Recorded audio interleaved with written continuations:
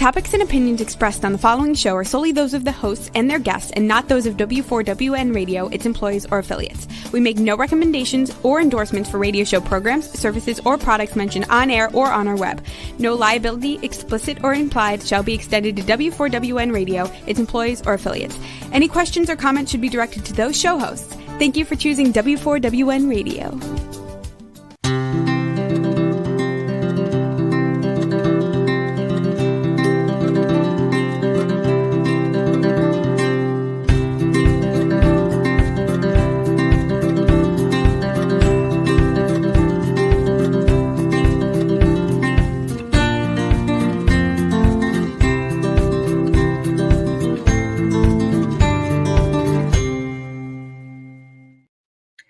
Welcome to my radio and TV show, Debi Changes Lives. I'm Debi, your certified holistic health coach.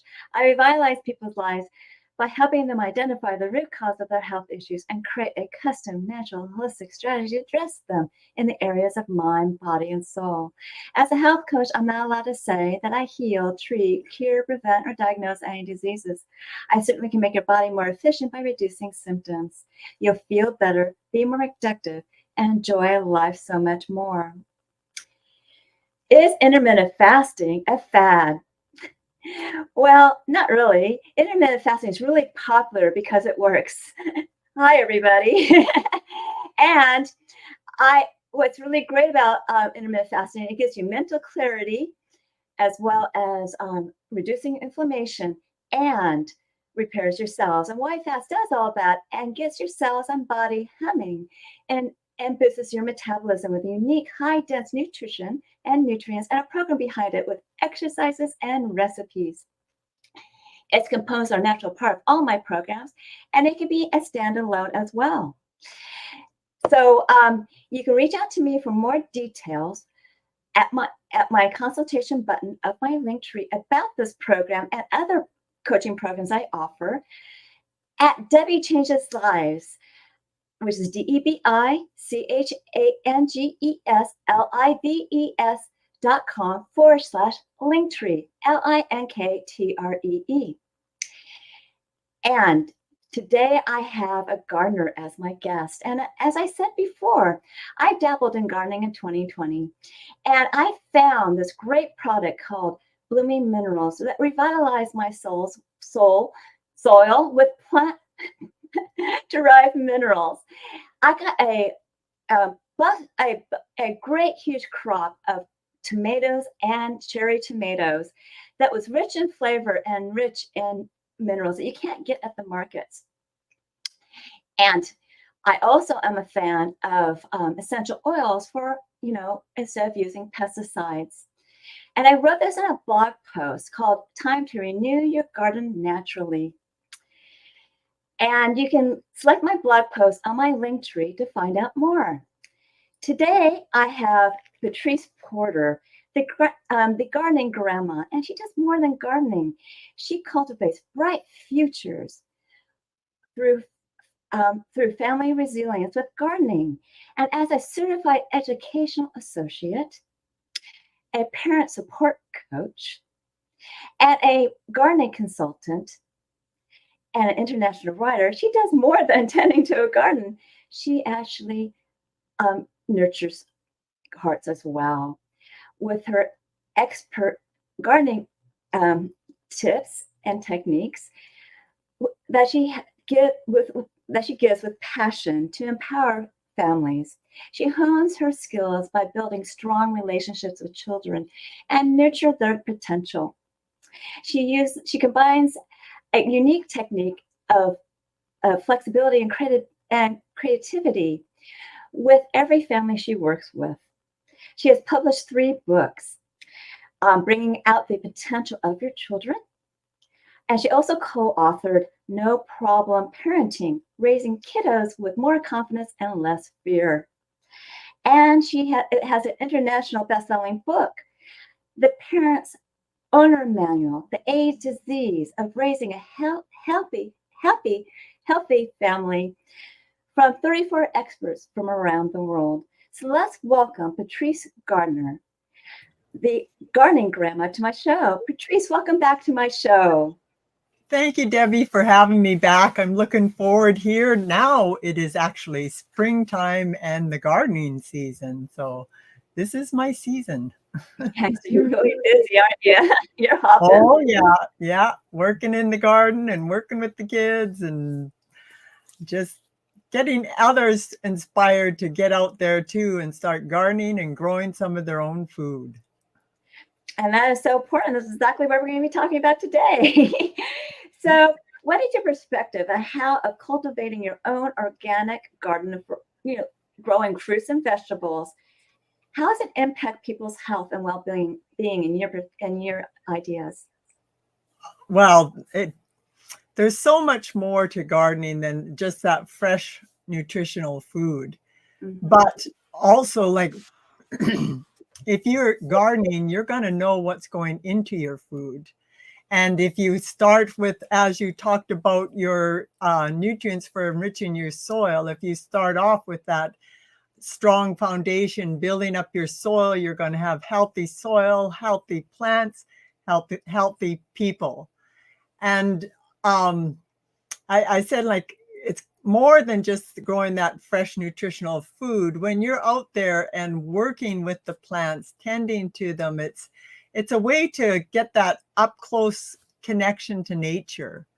And I really encourage, like, parents and that, or any type of caregiver or anyone, get a kid in there and gardening with you, because it's that awe and wonder that kids naturally are full of, and some of it'll rub off on you too. And it's great for relieving mental stress if you're quietly tending your plants, and you can just let the cares slip away, and it's almost like a meditative practice in a way. And with the kids, if you get them involved in tending part of the garden, I always encourage you folks to let them have a garden of their own, or a section that is their own, that they are responsible for. Mm-hmm. And build up some of those qualities of, like, independence and responsibility, learning patience, delayed gratification, and which in these days when there's so much instant gratification on those phones, if they can be out there and working with nature and having that fresh nutritional food, fresh air, sunshine, exercise, I could go on and on. It just seems. Yeah, and I agree with you on all these points. Having that fresh air and sunshine, you can get your natural vitamin D. And with gardening, it's a very grounding experience. As you said, it helps release a lot of stress and emotions. And what is so important about produce that you grow for yourself is that, like you said, you know what you're putting in your body. And because there's so much produce in those markets that are GMO, that are, have pesticides in it, and people are just not aware that those GMO, like wheat, actually, corrupts your villi and your intestinal tract, so you can't absorb the food and the nutrients that you're eating anyways. So it's important to have a, original, not GMO, right? Yeah. But fresh, organic produce that you can grow for your own. And it has no pesticides, because a lot of people don't know this little thing when I mention it. When you eat, produce that's not organic, is supposed to be, pesticide free, you are absorbing things, and it'll get stored in your fat, making it harder to release weight and cause havoc with hormones. So that's really an important point. Eat clean foods, and that's what I guide people with. And they taste so much better too. And if you can enrich your soil, they're going to have more nutrients. Yeah. And that's a tip, like, for if you want to get your kids interested in gardening, let them taste some of that fresh garden food. They won't want to go back to the store-bought stuff. No, and they may even like vegetables better because of that, because it tastes like something. They really do taste differently. Yeah. And if they're growing it, they're more likely to eat it. Yes. Too. And And they so, see the different life stages of the food as it's growing, yeah, starting with seed, the seedling, and then the plant, and then how it creates the produce. So yeah. it's different for everything. But And anyway, witnessing like that miracle, it really is like I still get really excited when I see those first shoots, coming up in the spring, and it just fills me with awe and wonder that the rapid growth. Like we live up north more, so we have a very short season, but a very intense, and like stuff just takes off. It's fascinating. it is. And, it really intrigues kids. I mean, Yeah. I actually had my son in Cub Scouts, like I said, and Boy Scouts. And whenever we, did a garden, he was always eager to see what was going on. Yeah. And it changes every day. So, well, probably not every day, but it changes pretty often that all of a sudden you see that you have this carrot or you have this radish or you have, things going on in your garden. So that's something that really excited him when he was little.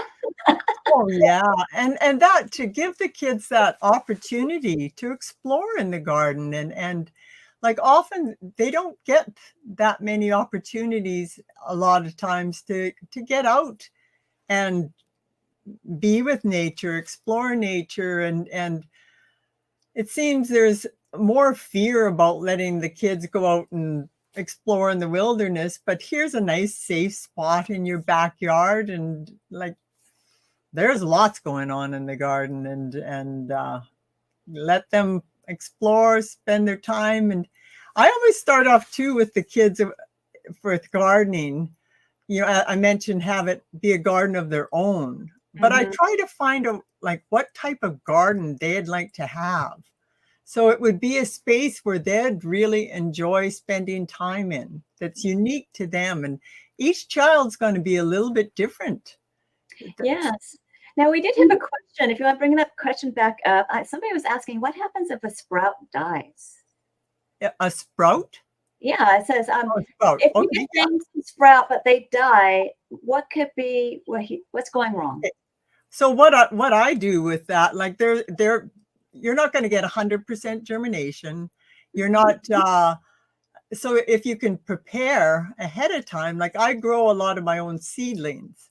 So I always have extra ones so I can fill in those holes. And if I don't have them, I'll, go to the garden center or something and fill them in. But it's a real good idea to have some extra on hand. Or you could, in some of the spots where you've got a hole, you can put something that might grow a little faster.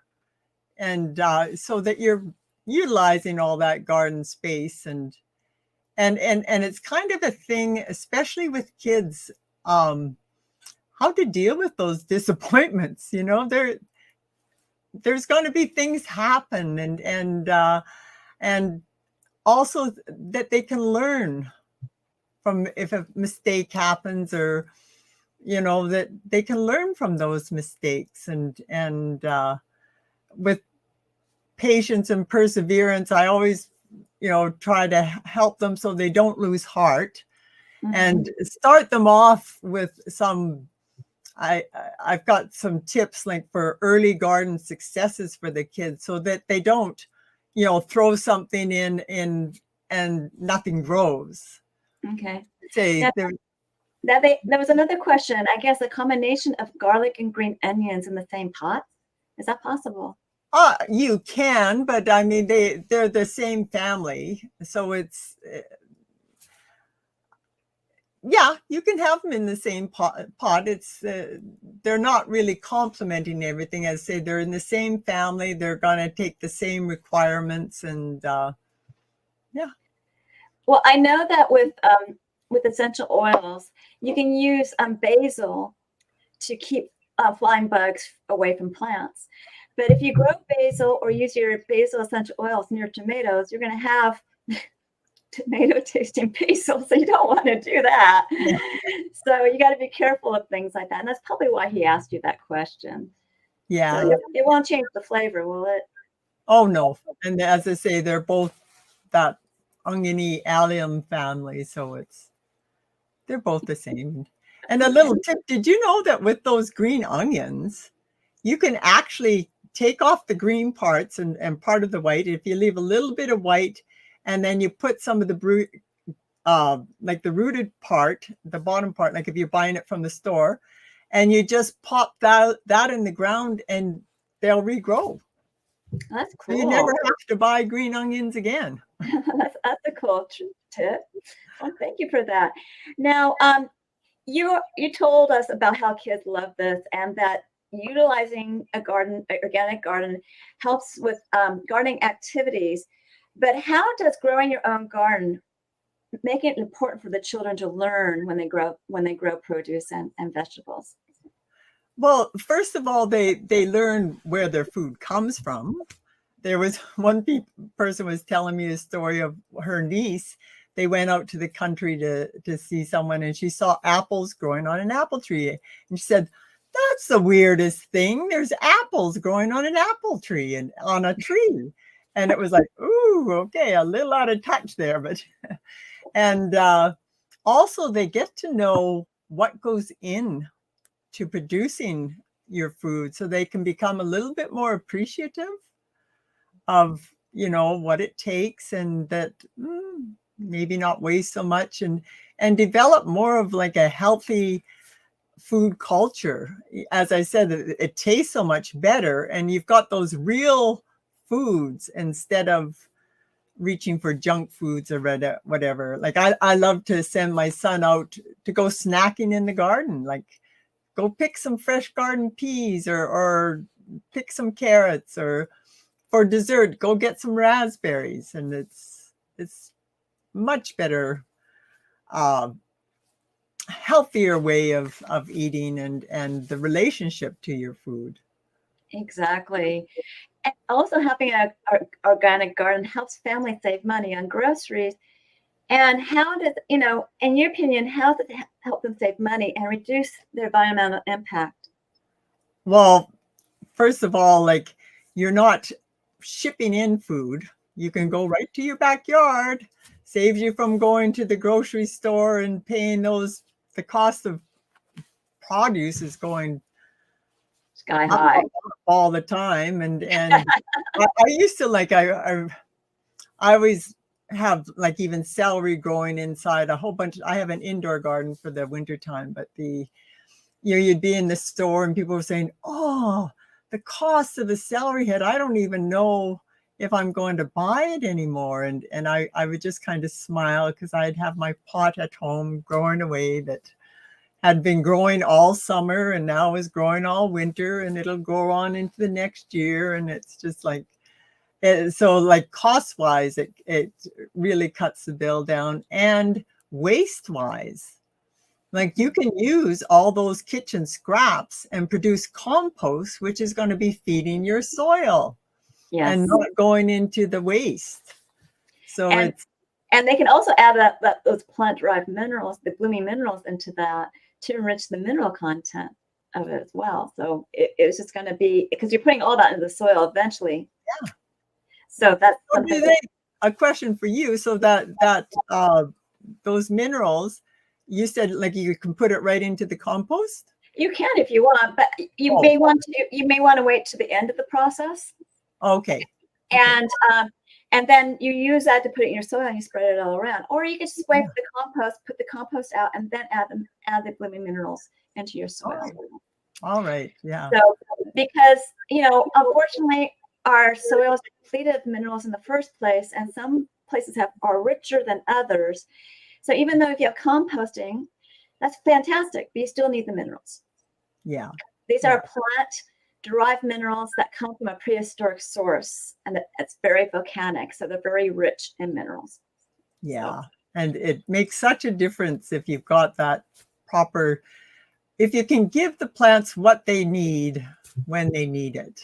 And it's, yeah, because you'd be amazed how much you're going to get, a bumper crop type of thing out of what you normally get, and also makes the flowers bloom more and things like that. So it's interesting. There's a story that I heard that this elk, and there's a farmer that changed over using blooming minerals on his farm. And this elk all of a sudden showed up and wouldn't leave.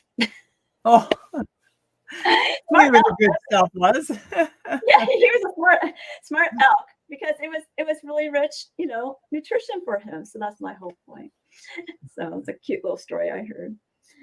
But anyways, now when it comes to busy families and they don't have time to maintain and care for their organic gardens because they're juggling so many responsibilities, what kind of tips do you give them? I always start off with having it fit into your lifestyle. Like a question you can ask, so how much time do you give yourself permission to spend gardening? And then you work it in that way. Like if you're really busy, it might be just starting off with some pot of herbs, and add those fresh herbs into the family dishes. And you might be surprised when they say, "Oh, what did you do to that?" It makes such a difference. Or having like just a one container. That's the same with the kids. You start off small so you don't get overwhelmed.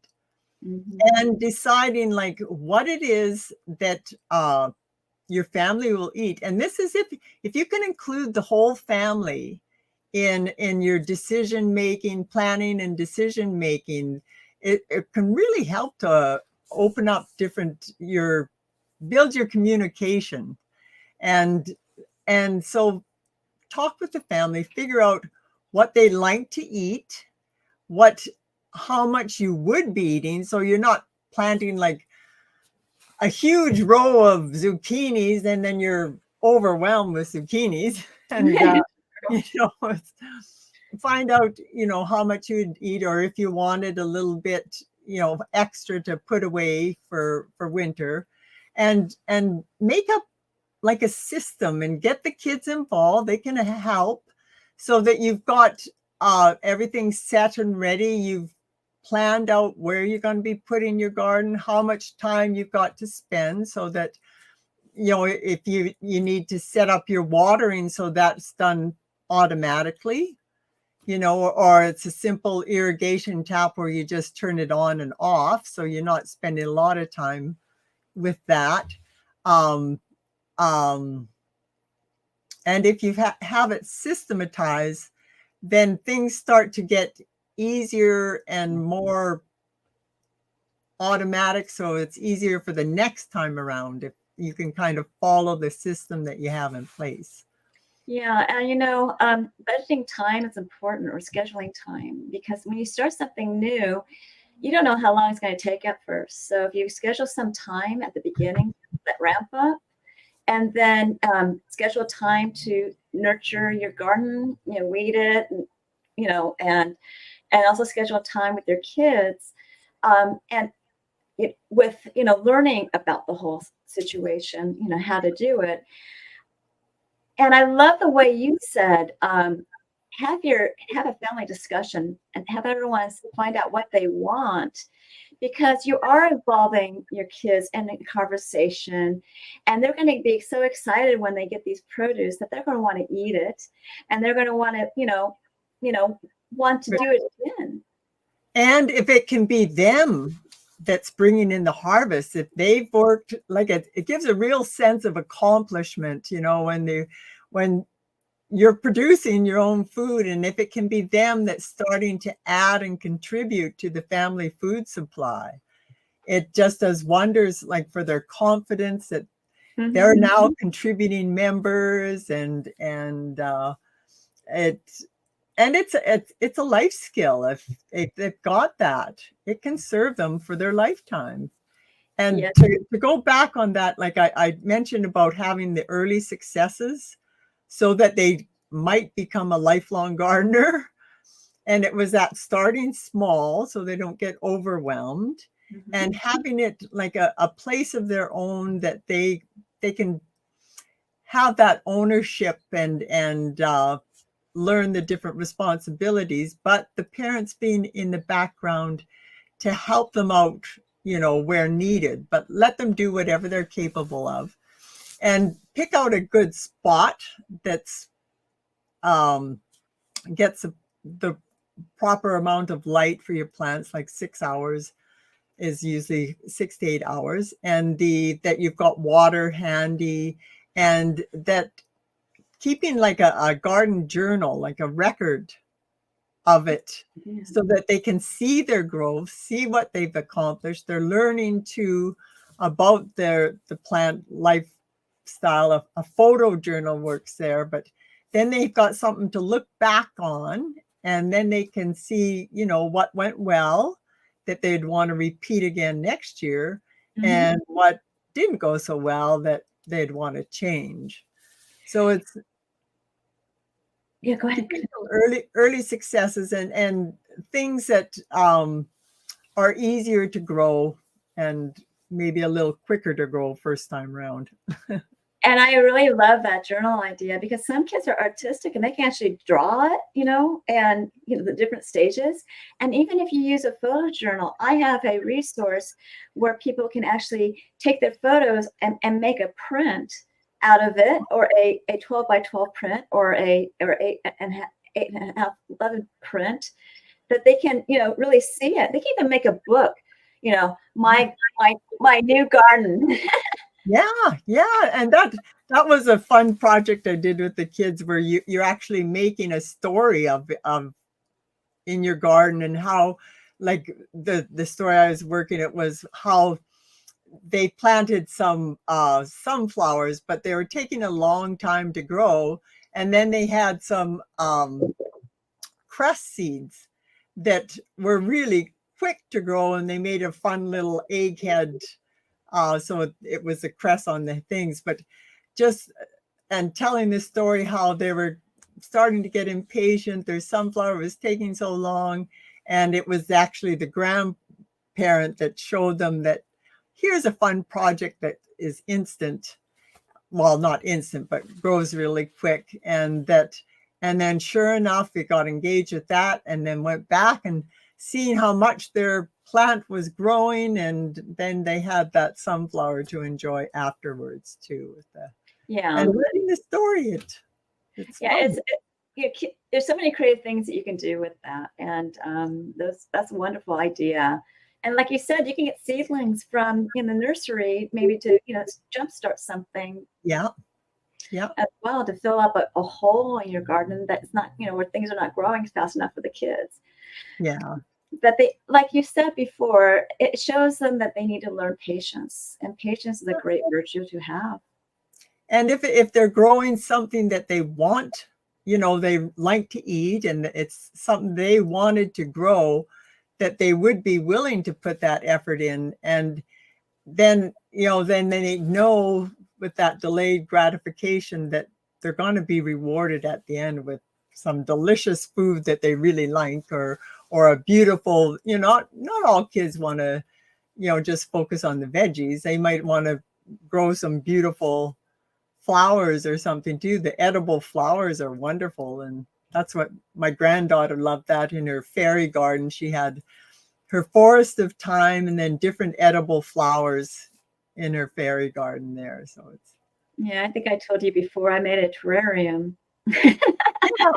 with, Nia's finding the golden bough. But anyways, so I had a little, Roman soldier and things like that. And so, with a fairy garden, and you can even think about even having maybe hummingbird feeders. Yeah. Bring more birds in, and also you can have different things out there to bring butterflies in, and it's just a complete nice experience. And when you create a little fairy garden, maybe you want to have like little toys in the garden and things like that they can play with and enjoy the garden, because that's the whole point of being outside and enjoying the fresh breeze. It's all ecotherapy, like you mentioned before. Yeah. It just calms you, it just relaxes you, it just makes you feel so much better. Yeah. And if you can do it together as a family, you can be creating memories, and it's a terrific bonding experience. And I always think of, as you're tending your little piece of earth together, how it can open up to a broader conversation about, our earth that we live on. And it's great for opening different conversations. And if you'll find too, with gardening, it really helps you to see the abundance of nature, and that my wish is always that folks can have that abundance in their garden so that they can be able to share. And I know I always end up with more produce than I need, and it's so nice to be able to share with your neighbors or an older person down the road or something that maybe can't do their gardening anymore. If you can bring them over some fresh produce, it really will perk them up. Yeah, I know that my mother-in-law had Meyer lemons, and she always had tons of lemons. So that gives them a great opportunity to have a lemonade stand. Yeah. And get to know your neighbors, and offer lemonade, and also just share the abundance with somebody. We recently went to a farm that had fresh strawberries, and they were gigantic. They were really good and sweet, and I had too many of them. So even though my son's 21 years old, he took some strawberries to his friend, and she just loved them. She said, "I want strawberries for breakfast. This is perfect." Yeah. So share the wealth, Yeah. It's a great way to bond with others. And as you said, this whole experience of organizing, finding out what people want, planting and harvesting, and the experience afterwards of sharing, it not only fosters a strong bond with their family members because they're communicating. You're communicating by teaching them about how everything grows, right? Yeah. And how we have different seasons, right? Because different seasons have different type of produce that grows better, right? Yeah. So these are things you're educating them on, and they're always going to remember and treasure this as as memories. And if they make photo books, which they can do with me, because I have some services that do that, they will really cherish their memories forever, and maybe even write down some instructions about how everything is done. Can you imagine that? Yeah. Yeah. No, it's wonderful. And like I always have real fond memories of with the type of flowers my mom had, and visiting my grandma's garden out in the farm. She always had a huge one, and I love going to my grandma's garden, and it's just a place where memories can be created. And another thing with sharing, it's a great opportunity for intergenerational experiences too. I mentioned about maybe there's an older person in your neighborhood who can no longer work in the garden but has her garden plot. So this could be, if you don't have as much area in your garden, that you could work in her garden and share the produce, him or her, share the produce with them, and start building that intergenerational experiences. I'm sure they would have lots of tips and garden wisdom to share with you. Probably they garden for years. Yeah, that's a fantastic story because it uplifts their mood, their experience, and they're getting the fresh produce that they need. So that's wonderful. Yeah. So now with today you have an offer for my audience, and I know we're a little bit early, so we can always add on to the conversation, but I want to get this offer out for you. So what are you offering to my audience today? And you can explain a little bit. Well, it's the Gardening with Kids playbook. So this will be like a step-by-step guide to help you start gardening with your kids. And it goes all the way from planning your garden to bringing in the harvest. And there's some little garden recipes there for using that harvest. And so that you've got the link for that, or they can find it. So it's at her website, which is the gardeninggrandma.com Yeah. /gardening playbook, and there's no spaces. So you can get that little that gardening playbook, and I think that's a wonderful offer. And they can always add on to that, because you're saying that there's recipes in there. So once they garden something, they can take that projects in there too. Like it covers like for growing sprouts and microgreens. So like if you're impatient waiting for stuff to grow in the garden, you can start some sprouts on the counter, and they can be ready in about 6 days. You're eating your fresh sprouts, and different projects like that, and talks about ones that are easier to grow in the garden. And so it's a real thorough one. And if folks like wanted to have more of a program where the kids are actually that book is for gardening with kids. But if you want to have your kids gardening, it's them doing the learning for the gardening there.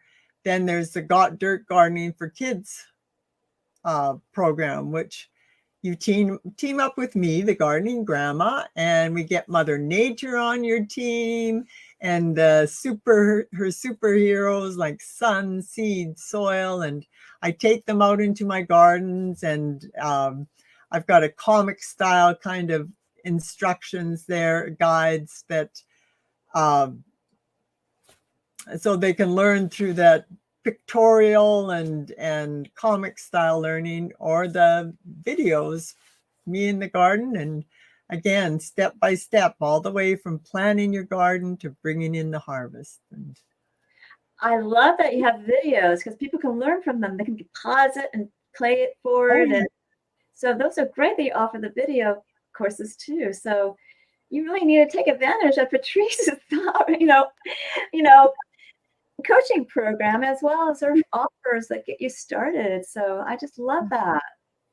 And they can visit me over at thegardeninggrandma.com, and there's a spot where you can book a call up on the top tab, and book a call. I love to hear where you're at with your gardening, and if you wanted to have like a brainstorming session. I love brainstorming like with you and your kids, and asking that question, what type of garden would you like to have?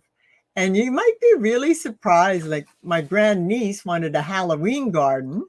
So we got the Lumina pumpkins, which are the white skinned, and she wanted sweets in her Halloween garden. So we used the stevia plant, which is 10 times sweeter than sugar, and so much better for you.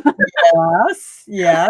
And like my granddaughter likes her fairy garden, or there's one like kids, if they're ones that are more like to read and stuff like that, and want just a quiet spot in the garden, like a sunflower seed fort, where you grow the sunflowers in a circle, and you leave a little opening for the doorway, and they'll grow up and provide a fort with the beautiful flowers at the top, which will provide that beauty. And they're very interesting, because sunflowers are called sunflowers because the head tracks the sun. Exactly. Yeah. So, and then it's a nutritious snack, and either for you or for the birds. Oh, wow. That's a wonderful idea, having a sunflower fort. That is so enchanting, actually. Someone should take advantage of that, especially if they have room for that. If you can't afford to have a tree house, do a sunflower fort. Or people have made teepees like with pole beans, where you put the poles up in the shape of a teepee, and then you can grow the beans up it. And that's another little kind of cubby place and spot that the kids just like to be able to sit out in the garden. That's another fun place too. I wish I knew you when my son was little.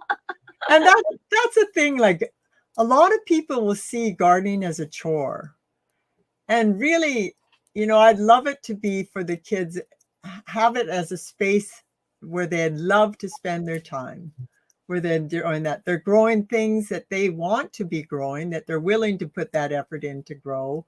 And as say, like, let them do as much as they can and be involved in that planning and preparing, and especially bringing in the harvest. Yes. Because they'll learn so much from working. It's really important that people do something that is more, beneficial for their family and bring in that harvest. And they're going to be gardeners when they're older. They'll have that green thumb. Yeah. And as it's a skill that can serve you for a lifetime. And, to have the kids working in the garden or having something like that where they're learning a lot about what it is to contribute, what it is like. Gardening is a commitment, and you've got living things that are reliant on you. And, they learn cause and effect. If you take good care of your plants and give them what they need when they need it, they'll thrive. If you neglect them and don't pay any attention, they won't do so well. And so it's really, and I kind of joked around at one time, where people often say, have a pet before you have kids, just, so you're learning to have those living things dependent on you. Well, here it's one more step beforehand. It can be grow some plants and have those living things dependent on you and build up your nurturing skills. Okay. Well, I really appreciate you being on my show. I want you to stick around for closing remarks at the end. But I'm going to be talking about a little bit to wrap up the show. But talk to you soon. Okay. So I just want to let you know to remember that I revitalize your health and help with mental clarity by helping you correct your gut, and I guide you to a clean, toxic-free food. Gardening is so fantastic for you if you decide to do that. I also offer some nutritional products that'll help reduce symptoms and release weight efficiently. It will uplift your mood. And with my mindset coaching, I help you release stress, reduce emotions, and also entanglements from the past. Your mindset will be strengthened. Your body will be more efficient. And you can ask me about my programs on my consultation button of my Linktree, which is Debbie Changes Lives, DebiChangesLives. LIVsandVictorES.com/Linktree. And when you do that, you will find that you get to know me and I get to know you, and I'll guide you to your optimal health. And on that same site, you'll see my programs. And my programs, I have 2 of them that are on the next slide, which is the Take Your Body Back program, which is a 12-week weight release mindset coaching program where you can create a new version of you in an avatar board for you to succeed. Those 12 weeks are done on Zoom. I help you. I talk about your health on the first one, and it's private to you. You can choose between 2 different meal plans. I give you directions on one, and I also give you the instructions on how to create that avatar board for you to succeed, because it will drive you with emotion and passion to succeed on your health and weight transformation goals. The rest of the coaching would be celebrating your wins as well as looking at your gaps. And I give you health and mindset tips to get you over those gaps. You will become a new version of you. Why Fast is that intermittent fasting program that I mentioned earlier. It's going to get your body humming, and in turn boosts your metabolism with high dense nutrition and nutrients, and a program behind it with exercises and recipes. You can ask me questions on this consultation button, but you can also ask me for some additional coaching. I have a 2-week or 4-week program that you can purchase as well. And you can use those smaller programs, the 2 and 4-week programs for mindset coaching too. Also on that site are my Zyto body scans. And I prefer Zyto Link because it is a I can do scans remotely all over the world. And I actually sent one to South Africa recently. And ZytoLink is a transdermal optical imaging app that I send a link to your phone. You scan your face for 30 seconds, and it's only looking at blood flow for energetic, functional, and emotional components in different body systems and lifestyles. And what's great about it is that it will generate a wellness report, not a diagnosis of biomarkers out of range and products and services that bring it back into range. It's quite an intensive report, and I do review it with you. And it does cost $50 to have the scan done. If you decide to move forward on my programs or products, I give you a $25 discount on one of them. Now, I do have a discount on my services, which is on the ZytoLink scans only, where you can get 5 scans for the price of 4. You save $50. And people are pretty amazed what their body tells them through this scan. And you will be too. So get your ZytoLink scan done.